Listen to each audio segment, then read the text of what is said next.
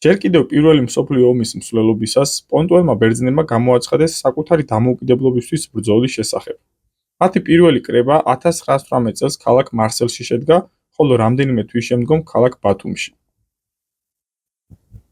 1919 წლის ვერსალის კონფერენციაზე მათ წარადგინეს კონკრეტული რუკა თუ სად უნდა შექმნილიყო პონტოს რესპუბლიკა, რომელშიც შევიდოდა 4 რაიონი: ტრაპიზონის, სინოპის, სამსონისა და ამასიის რაიონები.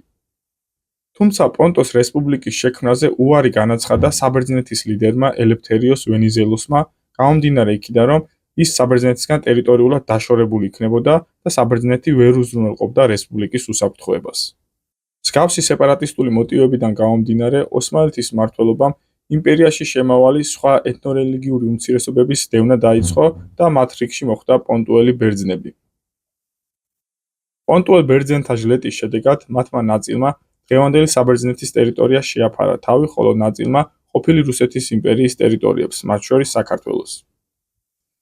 საბოლოოდ 1923 წელს ლოზანის ხელშეკრულებით თურქეთსა და საბერძნეთს შორის მოხდა მოსახლეობის გაცვლა, რის მიხედვითაც თურქეთის ტერიტორიაზე მცხოვრება ბერძნებმა სრულად დატოვეს ანატოლია და გადავიდნენ საბერძნეთში და პირიქით საბერძნეთის აღმოსავლეთ ტერიტორიებზე მცხოვრებმა თურქებმა დატოვეს საბერძნეთის ტერიტორია და დაბრუნდნენ თურქეთში.